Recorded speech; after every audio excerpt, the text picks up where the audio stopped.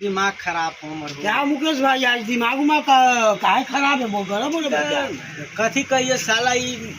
दिमाग ऐसा गरम हो एकदम गर्मी कर दिले हो वीडियो कौन बनाइयो न बनाइयो समझ में न आवे छै आज दिमाग में गरम हो गया। अरे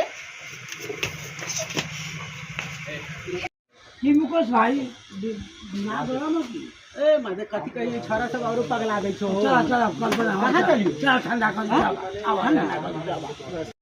हमरा तो कहां लेके चले हम दिमाग ठंडा कर दी। वैसे बहुत गर्मी पड़ै छै मादे कहीं अब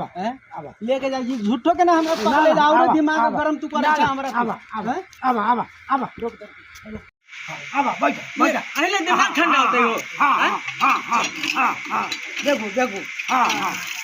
अरे मर दे पहले तू तो हमर एकदम दिमाग सारा लगे छो बर्फ हो गेल हो भैया हो ना ना ना बर्फ हो गेल चल चलो बैठ तू तो एकदम दिमाग है मर ठंडा कर देला वही